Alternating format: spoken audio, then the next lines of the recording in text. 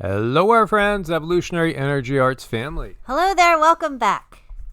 Please do subscribe, guys. EEARTS. We're closing in on 18,000 subscribers over there. Of course, Evolutionary's been around for a much longer time at 66.4 thousand subscribers, and we just put one up there about Gil Bates and the controllers exposed in Italian Parliament. They got caught big time. Big time.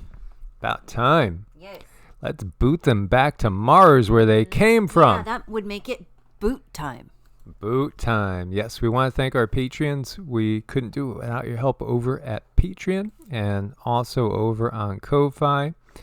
And do check out Medicinal Foods. There is a link on every video.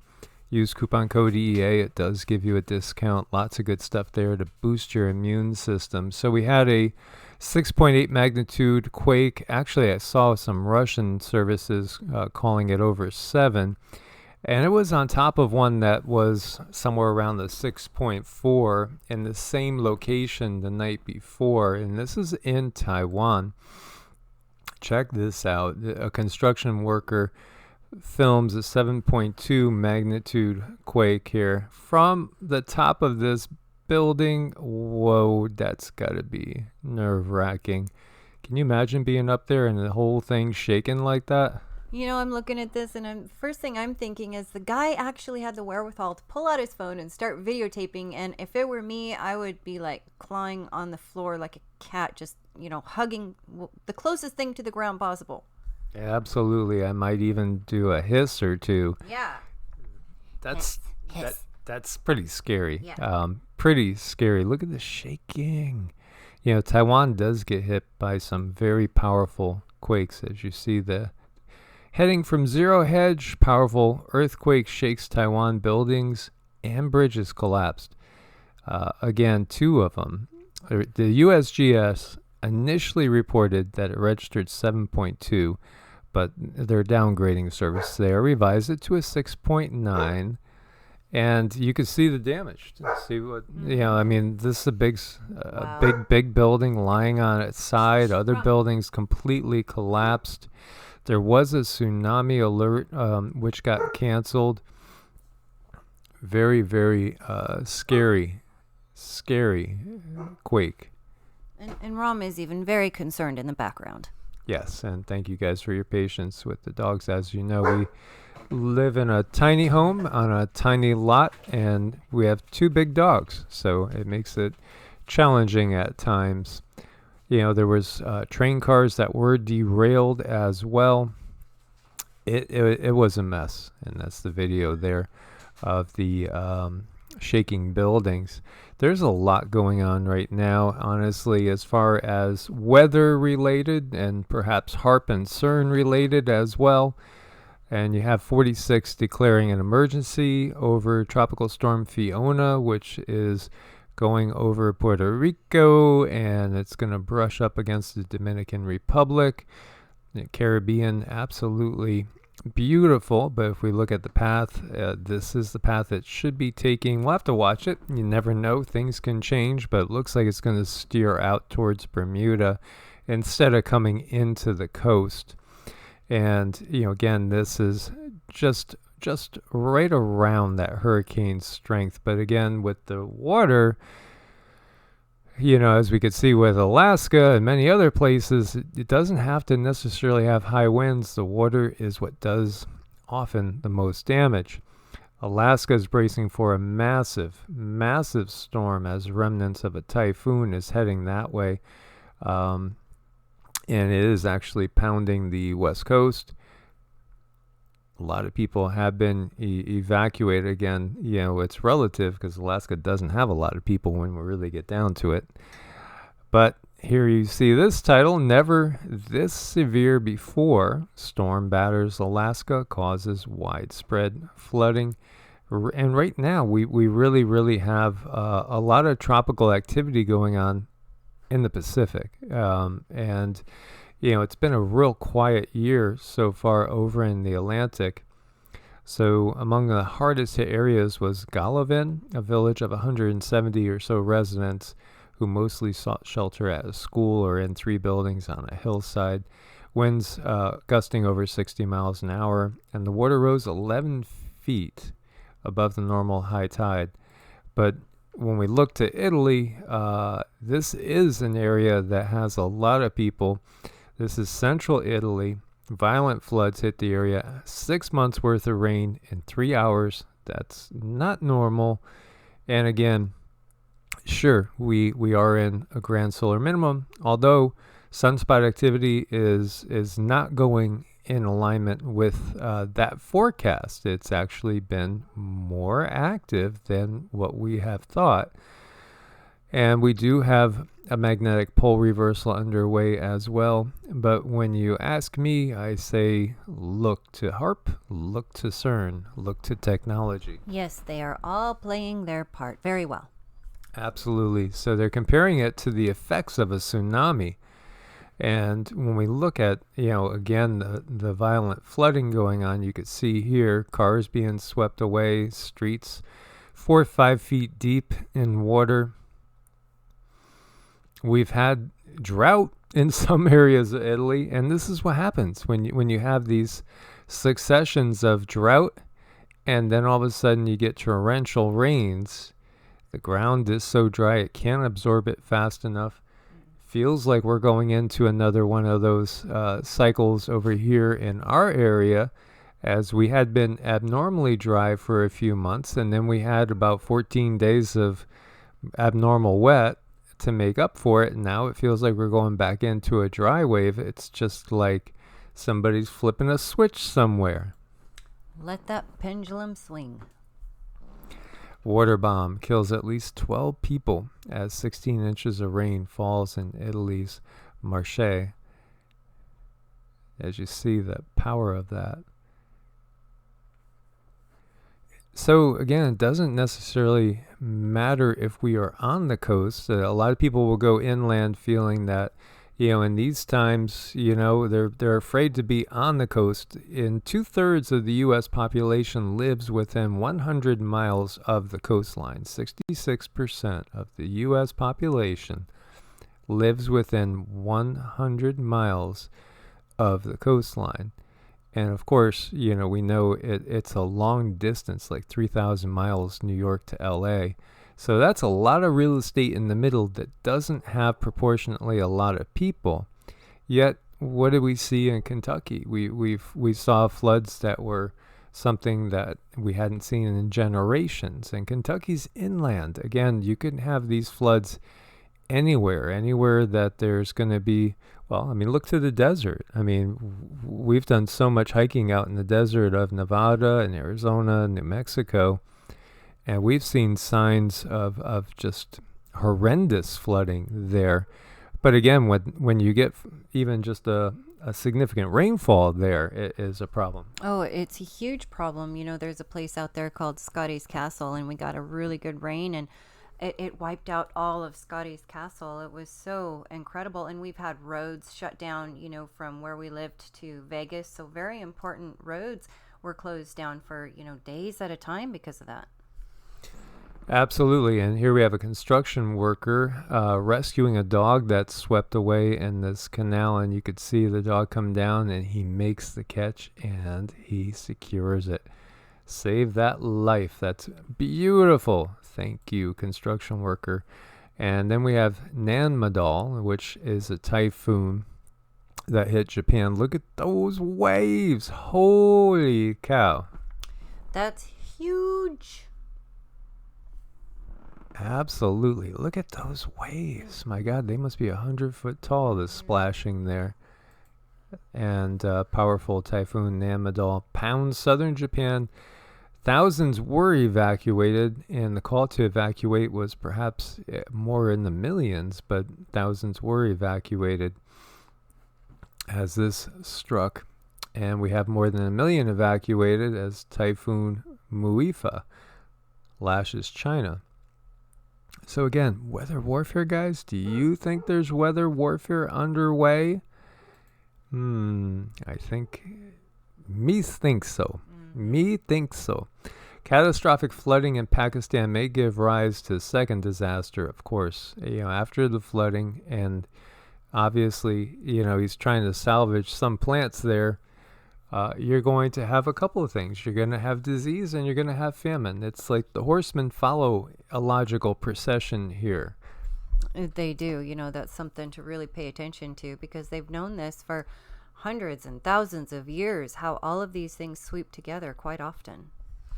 Absolutely. So please do send your prayers to the people suffering in all these areas. We have a fire crew tackling a blaze at a pet food factory in Wales. All sorts of components to the food supply, both for humans and for our pets, are obviously being stressed, to say the least. This is the state of CBDC, the central bank digital currencies around the world in 2022. So you can see where it's a little bit more yellow. They're launched. There's pilot programs underway. So there's pilot programs underway in Russia and China, Kazakhstan, as you can see here, being developed in many other areas with that light blue. And, as far as canceled, that's that kind of magenta purplish, I guess. Very few canceled, inactive in a few other spots. And we see research is underway, and actually it's in law in the U.S. that is in the future as well. And you could see here to the European Union and the U.K.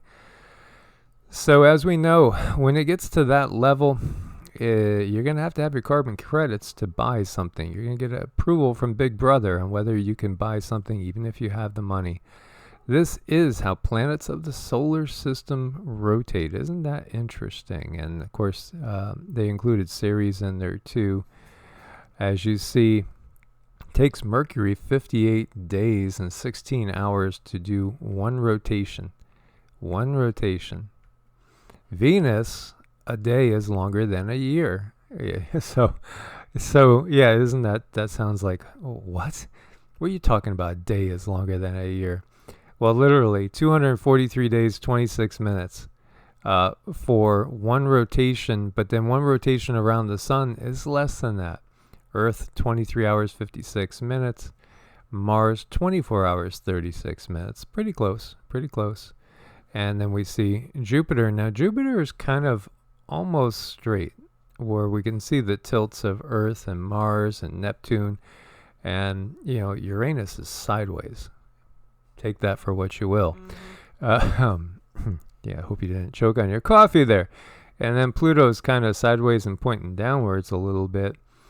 And then we see Saturn. Saturn, 10 hours, 33 minutes to do a complete rotation. 9 hours, 55 minutes for Jupiter. It's just kind of interesting to see all this. Saturn's rings and tilt could be the product of an ancient missing moon. Where did that moon go? A grazing encounter may have smashed the moon to bits to form the rings. Oh, they're always giving us all this stuff. It's like, it may have, yeah. And Santa might come tomorrow. The Easter Bunny's going to leave candy all around my house tomorrow. Well, in astrology, what the rings are said to be is our boundaries, those things that we're supposed to either try to break through in this life, or those things that we can't break through in this life, depending on the position. But Saturn's always taken to be the bad guy, when in reality Saturn has good lessons to teach. It's just they can be a little hurtful. Well, Saturn has to do with karma. Yep. Right. A lot. And, there's been the equating Saturn with Satan. There's been the equation made that Saturn was the previous sun of a different age. And then there's the ring makers of Saturn, which is an entirely, that's a topic that needs a video or two in and of itself. I know we've talked about that in the past. There's a lot more to Saturn than meets the eye, and there's a lot of advanced beings, very advanced beings associated with Saturn.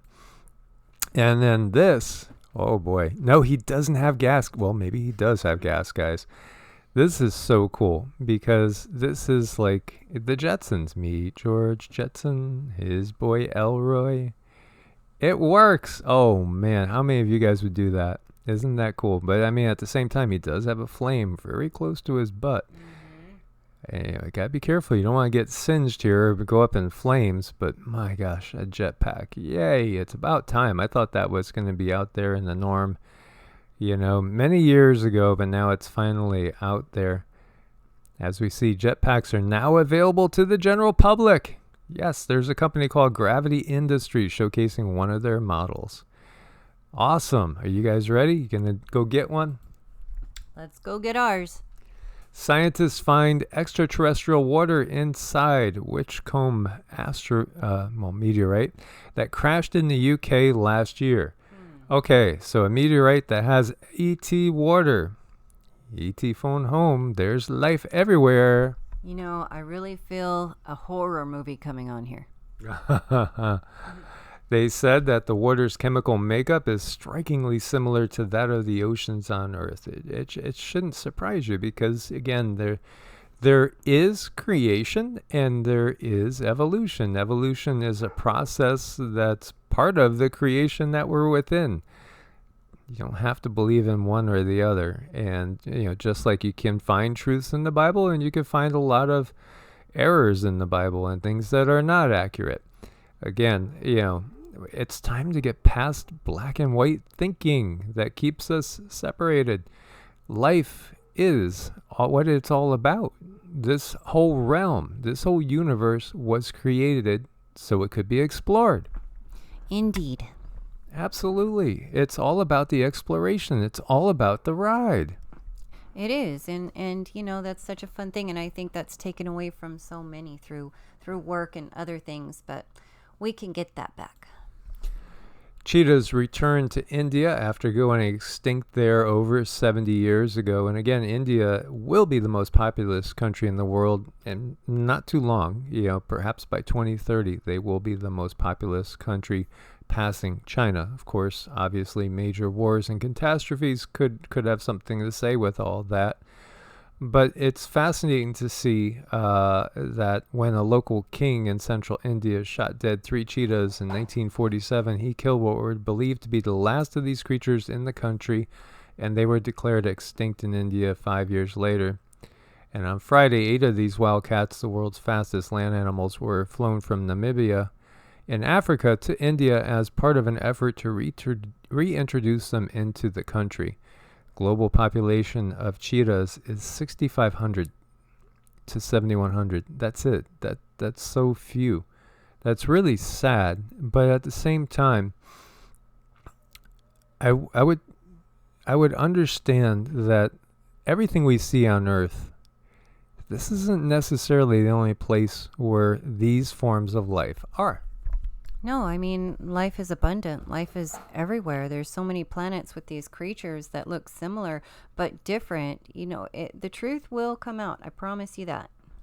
Absolutely. And so when we see this and we see humans repopulating certain species to certain areas, the same thing happens on the planet with non-humans.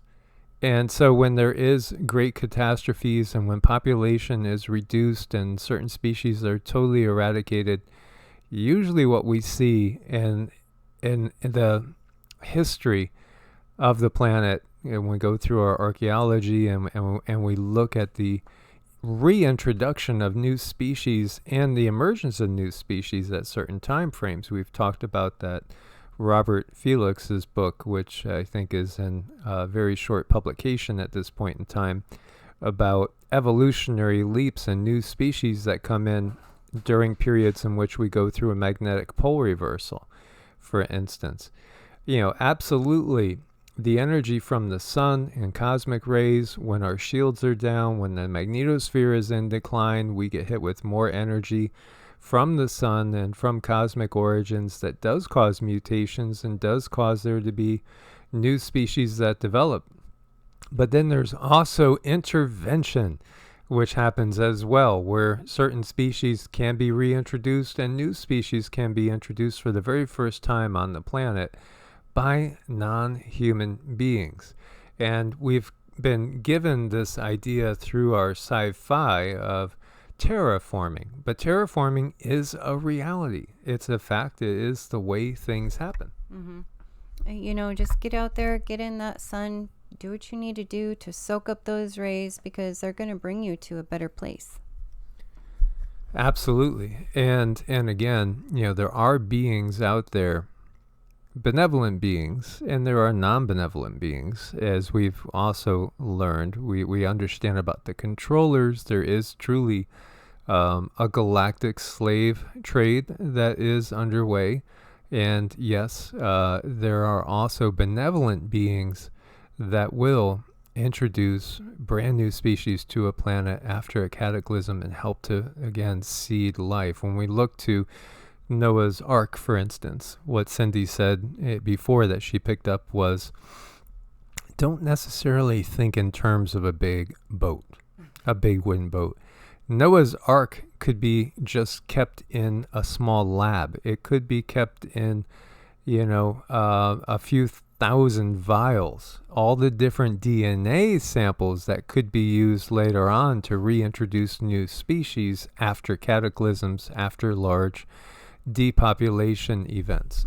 And I do kind of like to point out some of those things that they teach children that's in the Bible, that they literally went out and got male and female of every single animal on.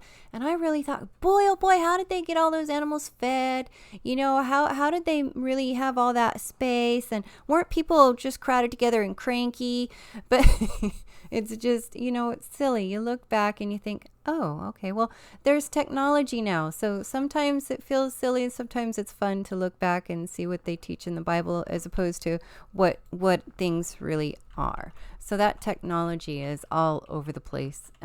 When you look at the Bible, you look at Ezekiel's wheel and you look at things through, you just kind of twist that perception or perspective and say, is this technology? Oh, you're going to have a brand new book to read because everything changes.